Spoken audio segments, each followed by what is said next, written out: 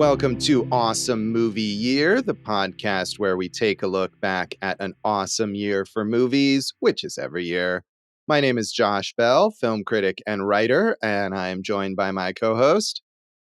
Jason Harris, filmmaker, comedian. And Josh, you just a fat little fucking chicken, aren't you? Jason's coming up with a much more explicit version of this movie that we're about to talk about. I'm going to eat Welcome to the animated episode. Eat your fat fucking chicken face in a fucking chicken pie. Well, there's wholesome film here that we're going to discuss in our season on the films of the year 2000. We're here at our animation episode, which is something we added as a category last season, kind of out of a necessity and replacing something else. Hey, for the record, I've been kind of, lobbying for this since the beginning. I thought, and I think you were right. I think maybe early on we wanted to. Yeah, Jason, you had a good idea, and we've now implemented it. Thank you. So, yeah, I think early on we wanted to kind of limit because we didn't know how long we wanted each season to be, and so on. But we've been doing this long enough that we can add a little bit to each season. So we started last season, and we're keeping it going now with our animation episode, and we are here to talk about Chicken Run from Aardman Animations, one of the premier animation studios of the last 30 plus years, I think maybe the premier studio as far as quality of films over and over again. Yeah, I mean, they don't have the quantity of output of other studios, but I have seen every one of their feature films, and Jason, I think you've seen almost all of them, and you're right. The level of, I would recommend all of them. Some are better than others, but every one of them is you will have a fun time watching that movie. And even Pixar, I can't say that about. Right. And it's so funny because, Chicken Run, which we're talking about, you fat fucking chicken fuck, was their first. Like a nice little family episode people could listen to with their children. That's right. There's no better way to spend good quality family time than to gather the family around the fireplace and listen to an episode of Awesome Movie Year. They could, but now they won't because you keep swearing at them. You stupid fucking audience with your stupid fuckface kids, dumb idiots. Josh, this was the first Aardman feature. And, for us, I think it was a discovery. We knew about Wallace and Gromit but this was a real discovery. And now looking back at it, I think to me, as cool as it was seeing this for the first time, I feel like they've definitely surpassed the quality of this movie with a lot of their other movies. So you're right. They're all recommendable, shall we say, but it's interesting how much better some other ones are than this. And this is a fine film. Yeah, this is really good. I think maybe I liked it a little more than you did, but I agree that there are some better ones later on. And I was familiar with the Wallace and Gromit short films, which had been either nominated or won Oscars before this. So it wasn't like they were an entirely unknown quantity, but this was their first feature film. And I really like it. But yeah, there's other Aardman movies that I think are even more enjoyable. But they're all worth seeing. Yeah, I also knew about Wallace and Gromit. So this movie, Aardman and Path, would you call it Path, Josh? The French company. Pathé. Yeah, kind of teamed up. And then there was a bidding war in America between DreamWorks, Disney, 20th Century Fox, and Warner Brothers.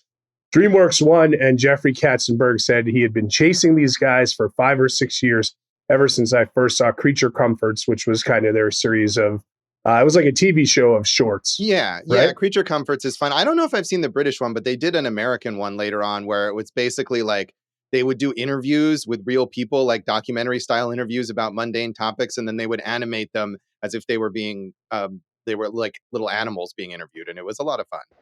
That does sound fun. Kind of like the U.S. Acres, the Garfield side cartoon where all those Orson and Egbert and all those, animals are doing things. I guess on the farm. So. I mean, they weren't they were real. It was just real interviews. It wasn't scripted, and there were no ongoing characters. But I do like U.S. Acres, so good for you for bringing that up. Yeah, of course, this film's based on Rockadoodle, the rock and roll rooster animated film from our childhood. No, I never saw that, but maybe we'll get that in our animated episode for whatever year that came out. I can't wait. Dave, I'm already preparing my rock-a-doodle. So this movie was, as you said, the first feature film from Aardman, and it was a huge success for them.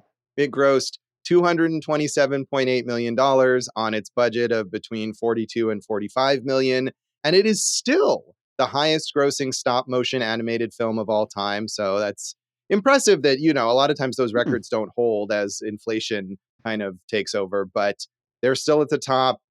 It was nominated for Best Picture, musical or comedy at the Golden Globes, and this was before the Best Animated Feature Oscar existed, so I'm sure it would have gotten that nomination, but of course it did not. However, a number of critics groups also did have that award for Best Animated Feature at the time, and it won a whole ton of those. So highly acclaimed, highly successful, a very auspicious debut for Aardman in terms of feature films.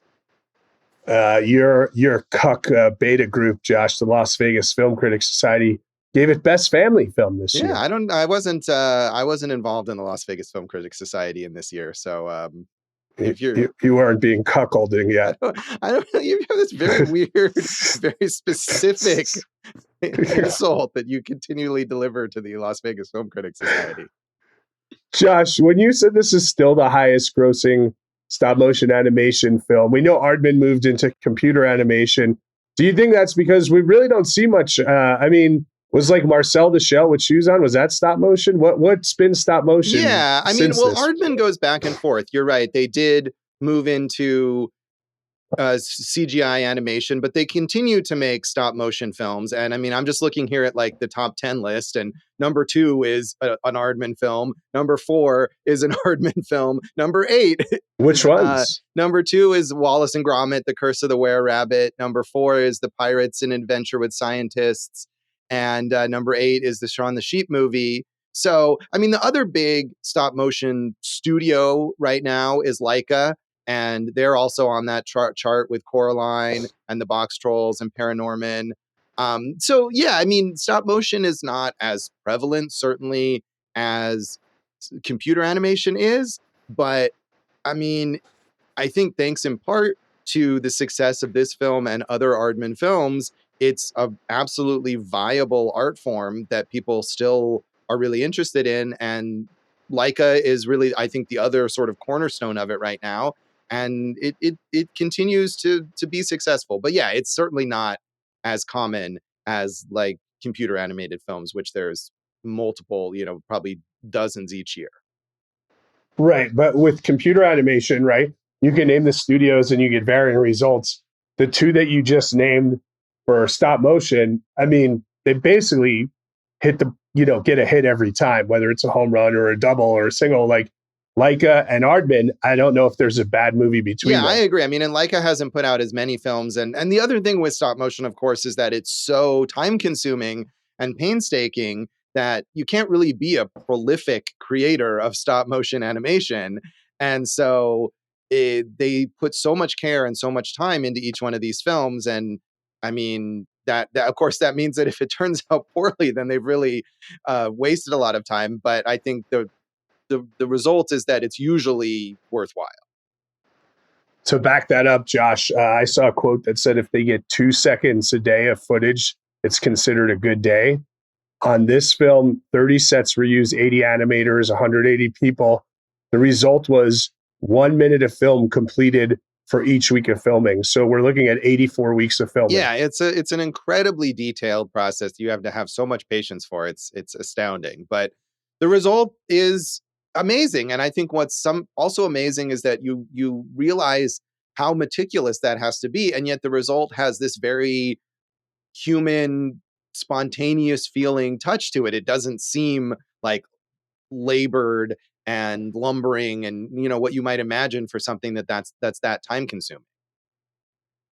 Yeah, the artistic element of this, along with the storytelling, which is obviously another type of artistic element, but the actual look of the movie, if you watch this with the sound off, it would still be pretty cool because it's so detailed and specific and wonderful. Yeah, it is just gorgeous to look at in every single moment. So this was a huge success with critics and with audiences. It got an A- from CinemaScore, the audience polling service, which is a very good score from opening night crowds. It got 2 thumbs up from Roger Ebert and his guest critic, Joyce Kulhaywick. And in his review, Roger Ebert said, "This is a movie that uses animals as surrogates for our hopes and fears. And as the chickens run through one failed escape attempt after another, the charm of the movie wins us over. There are tests of daring and skill in the escape plan, but also tests of character, as the birds look into their souls and discover hidden convictions. In a more conventional movie, the plot would proceed on autopilot, not in Chicken Run, which has a whimsical and sometimes darker view of the possibilities. Chicken Run is not only funny and wicked, clever and visually inventive, but kind and sweet, tender and touching. It's a movie made by men, not machines. And at the end, you don't feel wrung out or manipulated, but cheerful and, I know this sounds strange, more hopeful." Yeah, that's good. Men and women, Josh. I bet women were involved Yeah, too. that is an unfortunate. I'm quoting him directly, and I think Ebert meant the all-encompassing. yeah, it's not a way that it. people usually use that term. Yeah. But he means mankind. Right. I mean, the other big thing here is, and we've talked about a lot of the actors in here. They got just a murderer's row of great British actors and a very charismatic Mel Gibson in this one. Yeah, the voice acting is great, and that's something that I assume, I don't know for sure about this, but usually these movies will record the voices first, and I have to think that some of that influences the way that they make the characters look, the kind of expressions that the characters have. But yeah, all the voice work here is lovely. Julia Sawalha as Ginger, the main leader of the chickens who are trying to escape from the chicken farm, and Miranda Richardson as Mrs. Tweedy, the really evil chicken farmer's wife, especially good. I really do like Babs. Jane Horrocks does a great voice for the sort of dim-witted chicken who's always knitting. She's a very fun character. So yeah, great voice work here all around. I also would shout out Benjamin Whitrow, who played Fowler, the rooster who used to be a Royal Air Force mascot. Yeah, he has a very, very like classical film sounding, accent there. You could imagine him in some World War II movie. But they're all fun. You got those little rats, Fetcher and Nick. I mean, we've talked about Timothy Spall in our Mike Lee Secrets and Lies episode. Phil Daniels was the other one. So there's just, just like you said, everyone kind of brings it in this one. We didn't even mention like Imelda Staunton's like 12th on this list. Right. Yeah. So her part is not as big, but yeah, I mean, they bring a level of distinctiveness to those characters. And then the animation adds to that. Like they're all chickens, but they definitely each have their own specific look. And you can really identify each of these characters. And it gives the movie that extra personality. Lots of personality, Josh. Yeah. Chickens with personalities that are going into pies, just like you little pie bitch. So Lisa Schwartzbaum in Entertainment Weekly was also very positive. She said, "Chicken Run is a delightful, perceptive, funny, detail-perfect fable about group effort, stick-to-itiveness, and Anglo-American relations among fowl of the greatest generation. It's a can-do comedy built of small, confident gestures. It's of a piece with other Aardman projects, not a breakthrough in form or content. But the cozy period piece story is sharpened by Kerry Kirkpatrick's bright script. The wit is droll, heightened by a whistle-through-danger musical score. The throwaway references to other movies, plays, and transatlantic cultural attitudes are a tickle. And the technique is as remarkably fluid as ever." So of all the Aardman movies, I think this has the most clear and evil villain, at least of the ones I've seen. Would you agree with that? Yeah, maybe so. I mean, I've seen them all, but it's been a little while. But Mrs. Tweedy is definitely quite evil. Yes. Yeah, and hateable. Right. So in a way that ingratiates those chickens more to you. Because you really are rooting for them. You're not rooting for this lady to get them in the pies, Josh. No. But you know what, Jason? Speaking of cuckolds, Mr. Tweedy definitely fits your I feel like Mrs. Tweedy is definitely cuckolding Mr. Tweedy. Do you think he's a member of the Las Vegas Film Critics Society? No, I do not. But I think there may be some kinkiness going on in the bedroom between the Tweedies, is all I'm saying. That's a totally different stop motion. Yeah, let's get to that.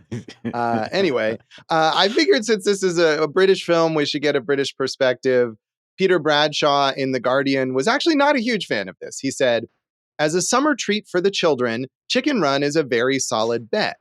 But at the risk of seeming unpatriotic about something whose stateside success we're all supposed to be cheering to the echo, it's actually pretty modest fare, with nothing like the style and invention of the Toy Story films. In fact, you might almost imagine Oliver Postgate doing the narration. Nothing wrong with that, of course, and Chicken Run is a charmingly conceived entertainment, but it's a little bit twee. Josh, who's Oliver Postgate? I had to look him up. He is apparently some sort of famous British children's television creator. And I looked him up, and it's like, oh, he's the creator of Bagpuss and Pingwings and Noggin the Nog, beloved children's programs in the UK. That I'm like, are those real? Are those real? So that's who that is. I'm so glad I asked that question. But hey, Josh, if you were like, hey, is Peppa Pig real? Like, if she hadn't broken through, we might not have believed it either. But, the thing is with, like, Toy Story is amazing, of course. But we know at Pixar, what they do is they go and they make the whole movie. And if something doesn't work, they reanimate and, build the story again. As we've already kind of discussed, you're getting 2 seconds a day here, right? So imagine if you had to chunk out 20 minutes to this and add another 20 minutes. That's a 5 months process, right? Look, I did the math in the top of my head. I'm just going to assume you're right, because that is more math 4 weeks per handle. month, right? Yeah. So yeah, I think that's right. I don't know. Who knows? Leave me alone.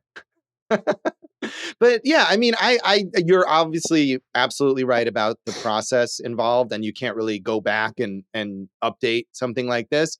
Also, though, Toy Story is great, but if you watch Toy Story now, the animation, it looks really dated. It's not that it's bad. It just looks like it's a computer animated movie from 1995. I feel like watching this movie now, almost 25 years later, this looks just as good as anything that you would make in stop motion right now. Yeah, I'm glad you said that, because I thought you were going to rip it for a second. No. I was going to be like, you crazy girl. No, it looks all. Great. So, I mean, and again, Toy Story is still great, but you can tell that it's an outdated style when you watch Toy Story now. And I haven't watched it in a while. Yeah, I mean, I watched it. I think before Toy Story 4 came out, and again, it's great. Like, full endorsement of Toy Story, but you can tell the difference in the animation. So, did you see this when it first came out in theaters, Jason? Yeah, I don't know. Were you already doing movie previews? Because I feel like we saw this in the theater together, but I definitely saw it in the theater one way or the other. And Scarlett, my daughter, and I watched Dawn of the Nugget, the sequel that just arrived on Netflix in December.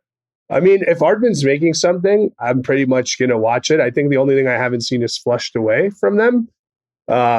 I love Arthur Christmas. That's always a great Christmas movie. I also love Arthur Christmas. Yeah.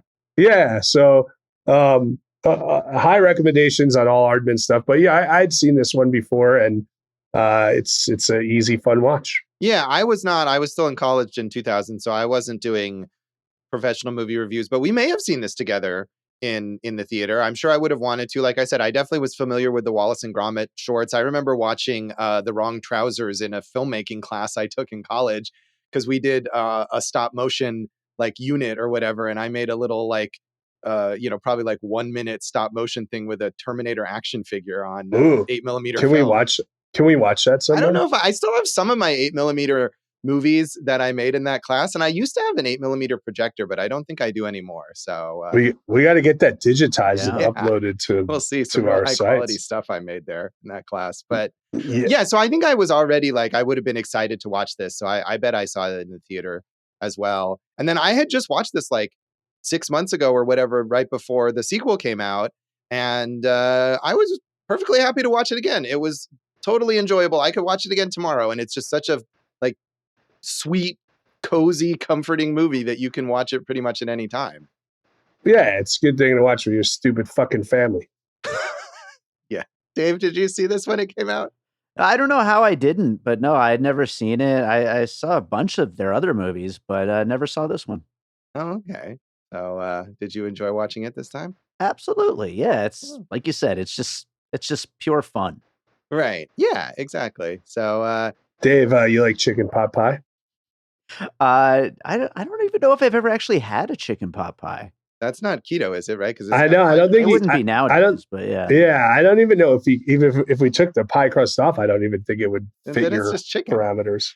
No, it's still a pie inside. It just doesn't have the crust outside, Josh. Yeah, but what's inside is chicken and vegetables, right? Chicken and vegetables and kind of a roux. It's a whole. It's almost like a stew right? inside. So then it's just a stew. Yeah, we eat lots of soups around here, so you know. Yeah, but I mean, I think to make the roux, you have to use a lot of flour. A lot of flour I don't really in think roux, that's yeah, probably. yeah. You can do some almond flour. That might work. Almond flour pot pie. Tune in for our keto chicken run pot pie recipe. Anything else you want to say about the background of this film, Jason? Well, Josh, you kind of talked about how this was out before the Best Animated Film Oscar, but don't feel bad for Aardman. They've been nominated 7 times and have won 4 Oscars, including Best Animated Feature for Wallace and Gromit, Curse of the Were-Rabbit, which we also will both recommend. Yeah, well-deserved, all of those nominations and awards, I'm sure. So we'll come back and talk more of our general thoughts on Chicken Run.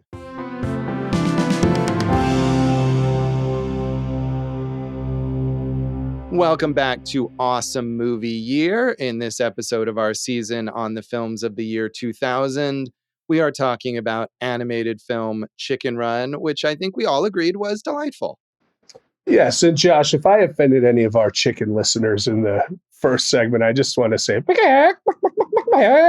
so now that that's cleared up, we can move on with the conversation. Thank you for that. I think that we were pretty clear in our support for the chickens here, right? In this film against Mrs. Tweedy. 100%. I mean, honestly, if Mr. Tweedy had taken that hatchet and murdered his wife, I think we all could have found justifiable cause in there had he gone to trial. Totally different stop motion movie, but you root for all these chickens. You got Ginger, the leader. You got Babs, who is like the dimwit, right? We got Fowler, our military friend, and Rocky, who's Mel Gibson, who loves to sing The Wanderer by Dion, which is always fun. And we want this group to succeed. And, the origin of this is kind of like a spoof on The Great Escape, which is one of the most famous movies I've still never seen, although I know the doot. But I think they probably did a good job of utilizing that as a framework for this. Yeah, I also haven't seen The Great Escape. I thought maybe I'll try to check it out before we do this episode, but it's 3 hours long and I didn't get to it. But the other major World War II POW camp movie that this is referencing is Stalag 17, the hutch or whatever that the Ginger that they do all their planning in is number 17, and that I have seen.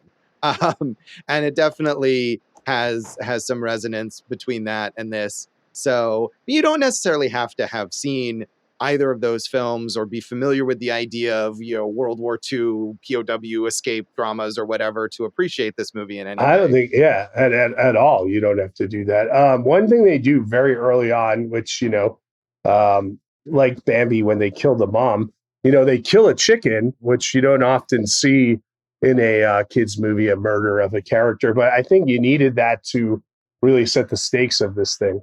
Yeah, I mean, I think as much as this movie is cozy and cuddly, they're not afraid to show you something dark. I mean, they don't kill the chicken on screen, but it's very clear what's happening. And then later on, there is a scene of the Tweedies in their house, and on the table is the bones of the chicken that they've eaten. So pretty obvious what's going on there, I think.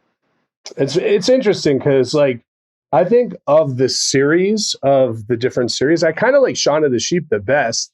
And it's also set on a farm, and the farm animals are trying to escape, but it's as delightful as they both are. The tone is so different.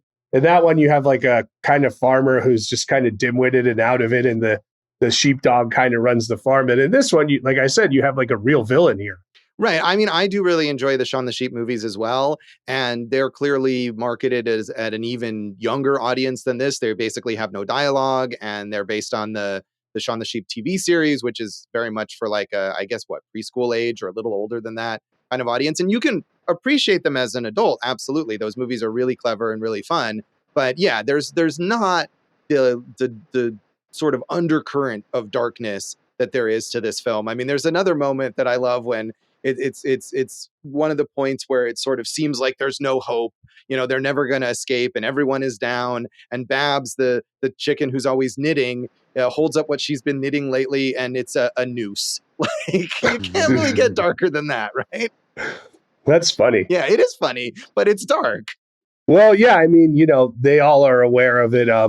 Babs is a funny character because, whatever they're talking about, she just doesn't seem to get it, right? Like, she always thinks everyone's going on holiday and even if they're not coming back, she's wondering when they're coming back. It just doesn't compute with her. And, but they all take care of each other, all these chickens. Yeah. It's like, I mean, there's some conflict here, of course. I mean, a lot of it is between the chickens and Rocky the rooster, played by Mel Gibson, who kind of literally falls into the chicken coop after he's been flown from the circus, and lets them believe that he's a rooster who can actually fly, and he's going to teach them how to fly so that they'll protect him from having to go back to the circus. And of course, it turns out that roosters can't fly, and neither can chickens, and he's just been shot out of a cannon.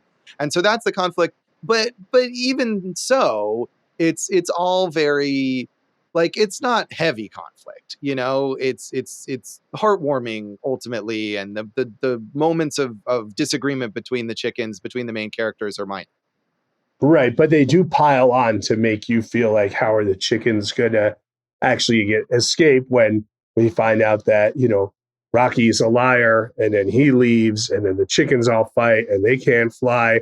And then they get that machine, the chicken pot pie machine, to work again. So by the time they actually make their escape, like, it's really like, all or nothing. Yeah. And it's a very triumphant moment. And the idea that, of course, instead of relying on this outside, supposed savior in the form of Rocky, it's really their ingenuity finally, and the experience of Fowler and the RAF, and the engineering expertise of the Scottish chicken. The nerd chicken. The nerdy, yeah, exactly. The Scottish nerdy chicken, Mac, played by Lynn Ferguson, who gets a few Star Trek references in there, as well as like Scotty from Star Trek. It's because of their experience and their knowledge that they're able to build this machine finally and actually escape. Right. At the same time, Rocky, after he leaves, does come back, redeem himself, saves Ginger, and then we have that erotic chicken fucking scene with those two. And that's, of course, how they had the baby, which is the star of the sequel. Yeah. We can talk about where eggs come from or whatever, but the chickens, they sort of end up having lips so that they can kiss, which is a little odd looking in this film. Sexy, I think, is the word you were looking for. I'm sure there's an audience for that kind. I didn't look up the erotic Chicken Run fan fiction, but I bet it exists. I didn't either. So we have failed ourselves in research this time around. I think we've protected ourselves really for something by not looking that up. I really like the setting. We talked about this, and whatever movie they do, they really, really kind of build out those environments. I wonder how long they work on the environments before we're even putting the characters in. You feel like it's a lived-in real farm, just like you do in Shaun the Sheep and, Wallace and Gromit, that kind of lab setting or whatever it is. Really cool settings that they utilize to enhance the story and the characters. Yeah, I mean, I think people focus on the way that the characters look because they're so expressive and they do so much. But you're right. Every little detail is obviously really well thought out and painstakingly created. And maybe some of those background sets and whatever, they don't all have to be moved a tiny amount every time because they stay the same. But that doesn't mean that they put any less care into how they look and into all the small details of them. And there's a lot of little, like, sort of trapdoors and contraptions that the chickens have created to hide their plans from the farmer. And all of that stuff is very clever. And the machine itself, right? The chicken pot pie machine is this great kind of like Rube Goldberg contraption. And there's a great sequence when Rocky and Ginger are actually trapped in the machine and are trying to escape, and just all the gears and the valves and everything, the way that it goes through is really clever and inventive.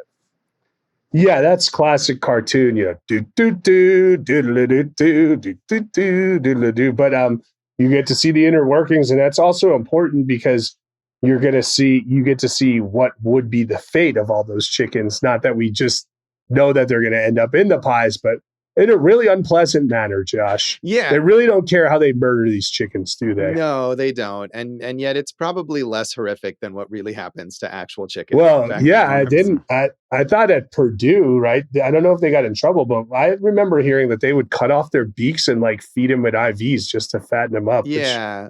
Shame on you, Frank Purdue, you old fuck. I mean, these chickens have a lot of room to move around, and they're not, they're not tortured or whatever. So also this takes place in what appears to be like the 1950s ish, right? It's not that long after World War II because we got Fowler there as the RAF veteran. So I guess, I mean, it's just like a time period indistinct, right? Like, because I mean, he is old at the time, so it could be much later than that, yeah, right? I suppose that's true. Yeah. So, but yeah, that doesn't really matter. It's nice when you have a movie where you can just set it, unlike Dancer in the Dark, and just go with it, right? So, really, the fate of these chickens is nearly as bleak as the fate of, or the potential fate of the chickens is nearly as bleak as the fate of Selma and Dancer in the Dark. You literally said one of the chickens was knitting a noose, so right. It's what a companion piece here. Yeah, so. They really go together well. But I mean, I think one of the things about that noose moment is that because of the tone they've established, you can see that joke and laugh at it. And it's not jarring, like, oh my God, oh, that was really dark. It's part of this sort of like cheerfully morbid tone that they've got going on here. She's very funny, Babs, the kind of dim-witted chicken. Yeah, she's great. Jane Horrocks, who does the voice of Babs, is very good. I feel like we mentioned them all. Were there any other favorite chickens or favorite characters that you had? Well, I mean, everyone was good. I do think we've kind of gone through the list here, and but no, they did. I mean, they really. I think what they did was like, hey, first of all, I think everyone wanted to work with Aardman like right away because of all the quality work that they had already done. It's their first feature. These guys have a great reputation, but they really went out and didn't fill it with per se stars, but like some of the best working British actors to bring like a realness to these chickens, right? And and Mel Gibson's the movie star, and he brings his movie star charm to it. He didn't say one anti-Semitic thing in this film, Josh. No, he sure didn't. And that was good. They probably could have edited it out if he did, but thankfully it's not in there. But yeah, I mean, I think that you're right. They get Mel Gibson, who was a huge, huge star at this moment. And so they've got that American movie star. But I liked that even though they're working with DreamWorks and getting, $45 million or whatever, and of course needing to have this big international success, this is still a very British movie with very specific cultural references and all of those great British actors. And they're not trying to sort of like smooth that out to reach an American audience. And your man over here, big fan of the British film and British TV over here. So right. Thumbs up for this guy. Yes, thank you. That is good to know. So what if the chickens did a season of Line of Duty where there were corrupt chicken cops? That would be something. If Aardman animated one of those British crime dramas, that would be definitely an interesting project. I'd be the first one signed up. Dale, Josh's mom, if you're listening, we'll have to discuss that. Yeah, I'm sure my mom would enjoy that as well. He's a big fan of those British crime dramas. What do you think about some of the? Do you feel like there's a strong like anti-capitalist or vegan vegetarian theme going on here? Do you feel like there's a message in this film? I mean, I think more than that, they had to really solidify a conflict more than anything else. You had to have those stakes and the chickens, and I thought they did. You could say, oh, is it episodic? We're learning to fly. We can't fly. All that stuff.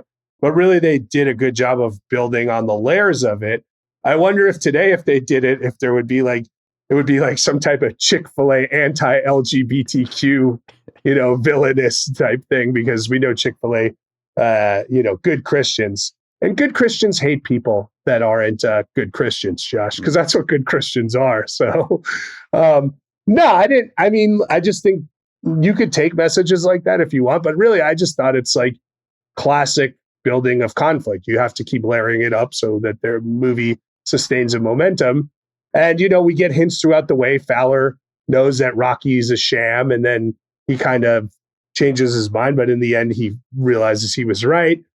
All the chickens don't believe in Ginger, but she has to keep going. And obviously, they're fighting for their lives. Right. Yeah, I think you're right in that if there is a message in this film, that it's not the message doesn't come first. What comes first is the characters and the story, and you're never distracted by the idea that maybe they're trying to make some sort of social commentary, but you can take that from it, you know? And another thing is obviously, right, all the chickens are female characters and they're strong and they drive the plot and they have their independence, and that's not always the case in an animated movie for children from 25 years ago. So, but it's not like overstated or anything like that. It's just the way things are for these characters, and that makes it work even better. I think so. I mean, and the male characters, pull through as they do. Sure. Not Mr. Tweety per se, but the roosters in this group. I wanted to ask Dave, because he had never seen it, but you'd seen other Aardman stuff. Like, where do you think, like, watching this, how does it compare to that? Well, I hadn't seen the other ones since they came out, so it's been a while, but this is definitely up there, like one of the best ones that I've seen from them, and I had a lot of fun with it. I was gonna say, like, you guys kind of covered so much of it already, but the only other thing I was gonna mention was that not to heap more praise on Mel Gibson. We know he doesn't, we don't really want to do that. But nowadays, whenever you see like these celebrities in animated movies, you're just like kind of rolling your eyes, like, why can't we get like real voice actors in there? But he's great in this role. He's really, really good. And so it's just kind of refreshing to see a celebrity voice actor actually fit in with, people who are actually good at it. I kind of wonder, because we know their process is different, if a lot of the time, we know these animated movies, they just have like the star come in and read their part against nobody, or against like, a dialogue coach, or not their other stars, whatever it is. Right. I wonder if they got this whole group together to do it live in studio. Cause I mean, you do definitely get, like you're saying, a really good kind of kinetic energy between these chickens. Yeah, I don't know if they did that specifically, but Dave, you're definitely right about that. And I have that experience plenty of times where you watch modern animated movies and they get all these celebrities, and the celebrities don't sound like they sound like they did it on their lunch break on some other thing, and they don't put any effort into it. They recorded into their iPhone and just sent a WAV file along. Yeah, $20 million. Yeah. And Mel Gibson is definitely putting everything into his performance. And I think especially you can see how much value he brings to that, because when you watch the sequel where they replace him with Zachary Levi, and the sequel is enjoyable, but he's not nearly as good. Mm-hmm. Yeah, I mean, in the sequel, for Rocky to become such a staunch anti-vaxxer, I just thought it was too close to the actor. Made some interesting choices there both times for the Rocky voice actor. I did look up, because really it's just Miranda Richardson, right, who comes back for the sequel. No, there's a few others. I mean, Jane Horrocks is back as Babs, and Imelda Staunton as Bunty, and and Miranda Richardson as Mrs. Tweety. So all of them as well are in this. And the daughter, who plays the daughter in the sequel? I think that was like the big star that they got for the sequel. But that was, that was a new character as the daughter. So it's Bella Ramsey plays the daughter in the sequel, and Lynn Ferguson is also back. If I said Mac, the Scottish chicken, she's in it as well. Right. We did lose some of like the Timothy Spalls and people like that. I don't think came back either. And the guy who played Fowler, I don't think he died. Yes. So you had to replace some of these people, but we could talk more about the sequel. The sequel is still pretty good, I'd say. Yeah. I mean, I was just saying that you can tell the difference. Oh, it's definitely a step down. Right. And in specifically in the Rocky character, like, you can really appreciate what Mel Gibson brought to the role when you hear someone else do it. I don't think we've ever, we talked about Mel Gibson when we did Lethal Weapon 2, right? And we obviously, personal views, whatever, like, none of us ever have, like, Mel Gibson's a real movie star, or he was for a long time, and he held up his end on screen in pretty much that whole time, I'd say. Yeah, I mean, and like I said, this was definitely at the height of him being a huge movie star, and he could easily have coasted through something like this. And he brings the movie star presence, which is the reason I'm sure that they cast him here. Josh, you mentioned all the movie references. They did miss an opportunity here for Mel Gibson to, yell out, "You may take our lives, but you may never take our freedom," right? That would have fit perfectly. There is a brief reference. I think the Scottish chicken says something like that about it. He's a freedom fighter, like, oh, maybe he's from Scotland or something like that. Yeah. Okay, well, mine was more overt, I guess. Right. Yeah. But I think that was what I like is Same those idea, references aren't overt, or like the Star Trek ones, you could easily miss them. But if you know what you're like, what they're referencing, you can be amused by it, but it's not distracting. So that's why it works, I think. So I feel like we should rate this thing. We've kind of all, kind of talked to praises.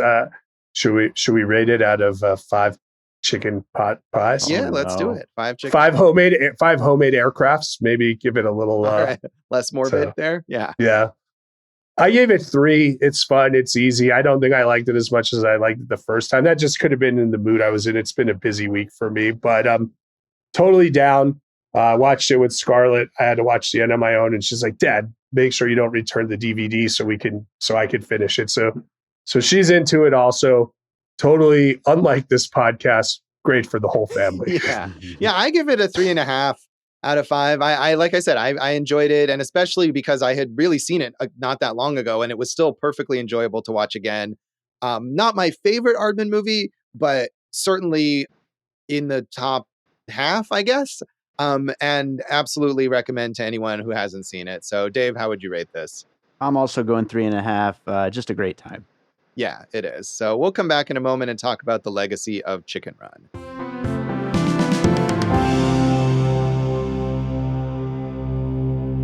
Welcome back to Awesome Movie Year. In this episode of our season on the films of the year 2000, we have been talking about our animation pick, Chicken Run, and we've talked a lot about sort of Aardman's overall career as a studio. This was their first feature film, and they went on to make quite a few more feature films, including, as Jason said, some that have been nominated for and won Oscars. I do really like the Wallace and Gromit feature, The Curse of the Were-Rabbit, and the Wallace and Gromit shorts are great as well. Arthur Christmas, really good, and I like the Shaun the Sheep movies, both of them. The Shaun the Sheep movie and Farmageddon are really, really fun. So what are your favorites, Jason? Yeah, and so Farmageddon was the one that went to Netflix, right? Yeah. That's the Shaun the Sheep movies are my favorites of that bunch. They're just great. And like you said, very little dialogue, but they're so creative and really do a good job of keeping the momentum. And Arthur Christmas, that is a Christmas staple at this point in time. It's a really good movie. Yeah, and that is one that is computer animated, but it retains their style and the sort of human touch that they bring to these. And the Shaun the Sheep movies are stop motion and look gorgeous and are very, very entertaining. So I know there's a new Wallace and Gromit movie on the way, and Nick Park, who is the co-director of this film, along with Peter Lord, who was one of the co-founders of Aardman, and they did not direct the Chicken Run sequel, but Nick Park is back to direct this upcoming Wallace and Gromit movie. So very much looking forward to that. Peter Lord has been a producer on every feature, but yeah, I agree. Having these guys in there really helps. Carrie Kirkpatrick, the writer, is one of these all-time animation writers in film history. He's wrote The Rescuers Down Under, James and the Giant Peach. He wrote and directed Over the Hedge. He's got a lot going on here. Yeah.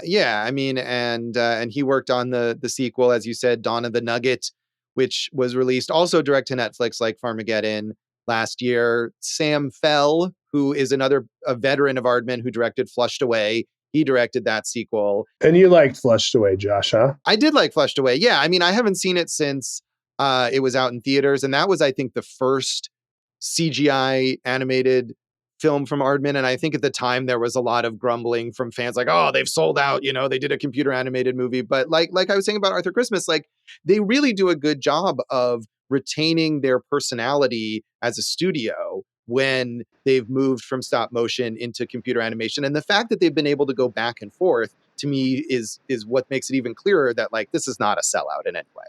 Do we know what the new Wallace and Gromit is? The new Wallace and Gromit film is called Untitled Wallace and Gromit Film. No, but I mean, do we know if it's stop motion? Oh, yeah, it is CGI? stop. Yeah, exactly. It's definitely stop motion.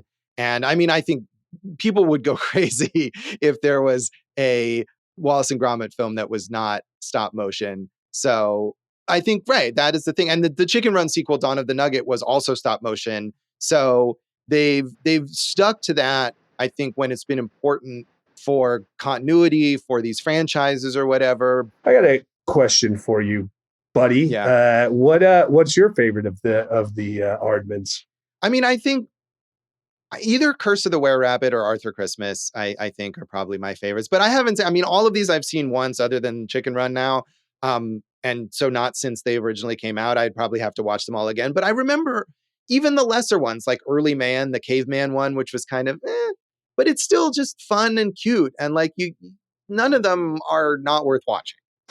I agree with you. It's with the sequel. The sequel is also good. I think we both think it relied a lot on telling a different version of the same story, Yeah. Utilizing all these same characters along with the new character. But the sequel, they've landed in, Chicken Paradise, the sanctuary. And like in the original, where all these chickens want to get out of the coop because in the original, they're going to die if they don't. In this one, Bella Ramsey's character just wants to explore the world, and she ends up at like this chicken sanctuary that turns out that it's a murder house for chickens, of course, run by Mrs. Tweedy, and then Ginger and the rest of the chickens have to get in to get out and save the chickens. Yeah, it does kind of rehash the plot on a larger scale, and it's fun, but it feels like they had all this time to come up with something new, and they kind of didn't really.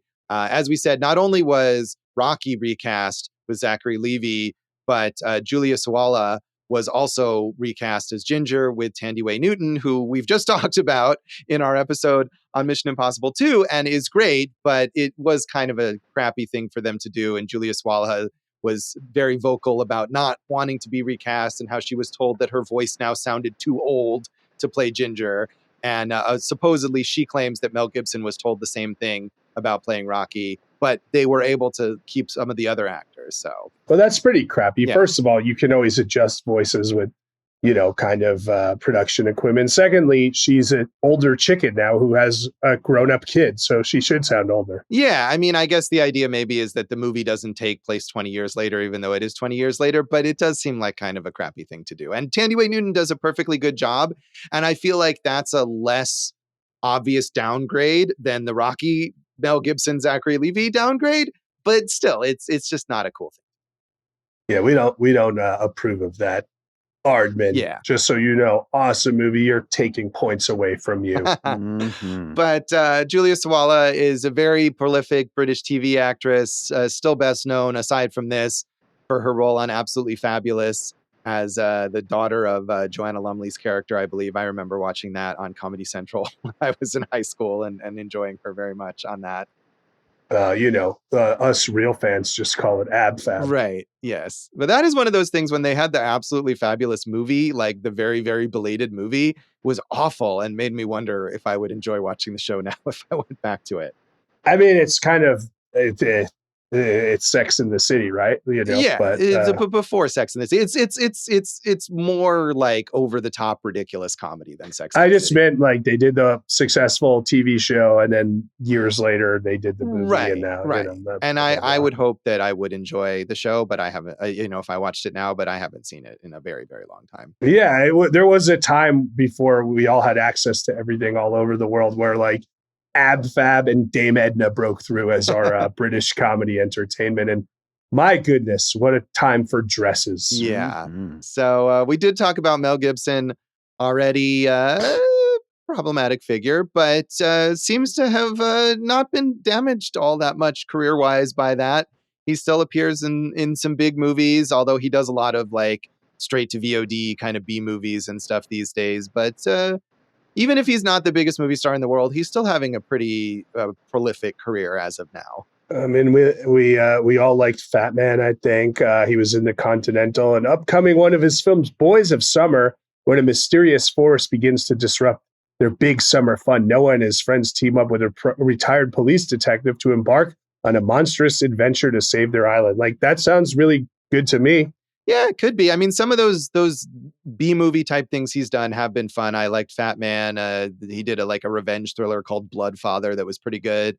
So, he's still doing his best acting wise, or, putting his effort into these films acting wise, even if they're not the most high profile projects. Yeah. I mean, honestly, that genre is perfect for him at this time, that revenge thriller, like kind of grizzled older guy who has to get back and, take care of business, like, and right the wrongs. I think that's like a perfect genre for him at this point. Yeah.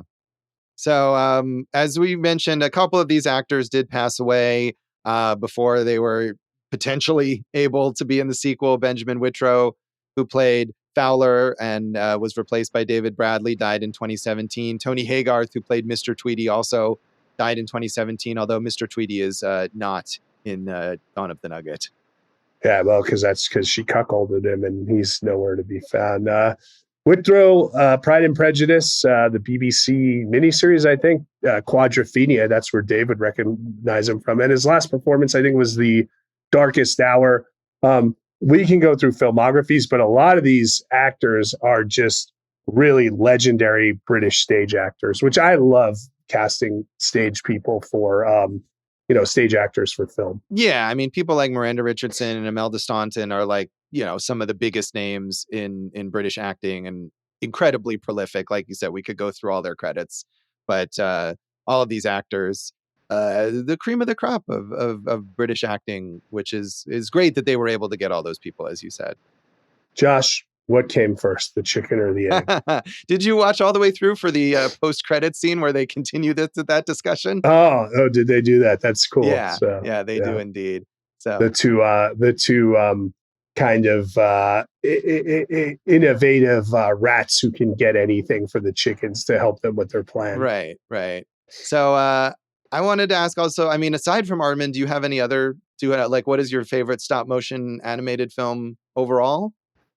Oh, I didn't even think about that. While I research it, what are your favorite stop motion movies? I mean, we talked about Laika, and I love Kubo and the Two Strings. I mean, all of their films are good, but that might be my favorite of the ones that they've made. And of course, Henry Selick. I mean, you mentioned James and the Giant Peach, and he's another like titan of stop motion animation.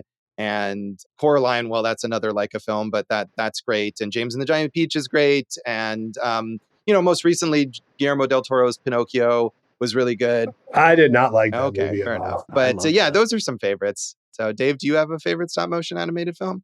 I mean, I would actually just go to Tool music videos as far those as are that. Great. Yeah. But a lot of the ones that you mentioned too, Josh, are some of my favorites. What about Josh, on like what was it, Liquid TV or Squirt TV on MTV back in the day? Didn't they always run little stop motion bits? Yeah, I always liked Liquid TV. I'm sure they did. I can't think of any stop motion things from there, but it is a cool way. The House is it was a Netflix movie that's a very like dark and disturbing stop motion film and is really, really well done. So I mentioned a lot of things that are more kind of whimsical and kid friendly, but something like The House is great, or those Tool music videos. Or I'm really curious to see Stop Motion, which is a recent horror movie that's like about the making of a stop motion movie, and it's a mix of live action and stop motion with horror. Was the one that crazy? Was Mad World a stop Mad motion God, movie? Yeah, the Phil Tippett film. Yeah, that's really good. That's a wild movie. A few others just to throw out there. Like you said, Paranorman I think is great. Us Wes Anderson fans will throw Fantastic Mr. Fox in there. Yeah. Got to mention Rudolph the Red-Nosed Reindeer, Josh. Yeah, classic. All that Rankin Bass stuff is classic stop motion. So I think we're really like demonstrating the range of this mode of animation, that some of very serious, very dark things, some very bright, kid-friendly things, and all with that level of creativity that you have to bring to do something that takes that. I mean, Phil Tippett spent 30 years making Mad God?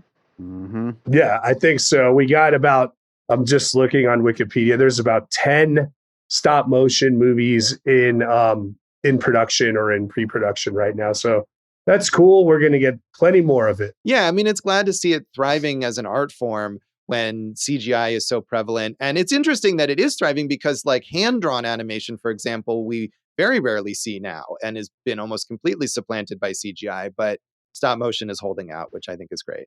You mentioned Henry Selick, obviously the legend. He's got the Shadow King coming up. So that's another one that makes sense for him. I don't see him doing a Gumby movie anytime soon. Probably there will be a Gumby movie. So that is Chicken Run, and that is this episode of Awesome Movie Year. You can check us out online and on social media.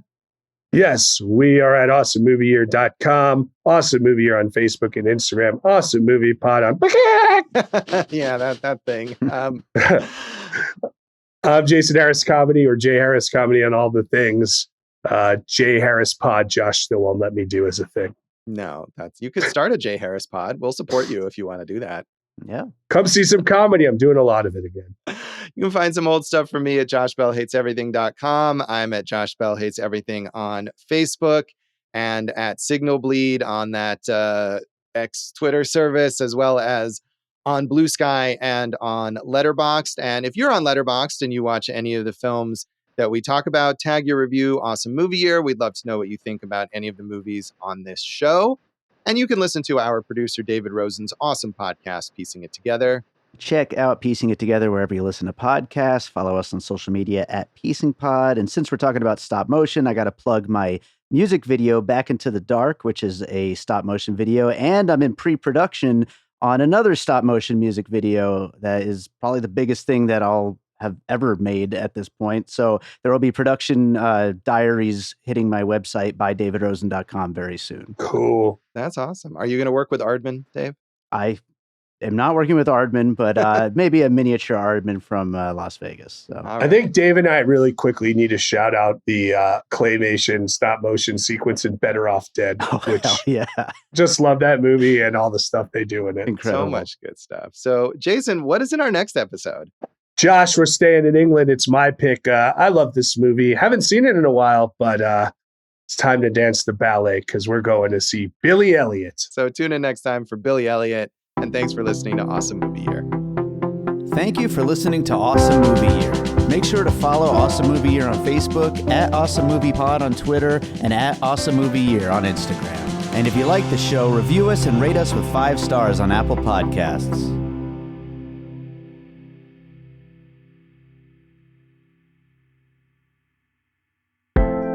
An All Points West production, produced by David Rosen in Las Vegas.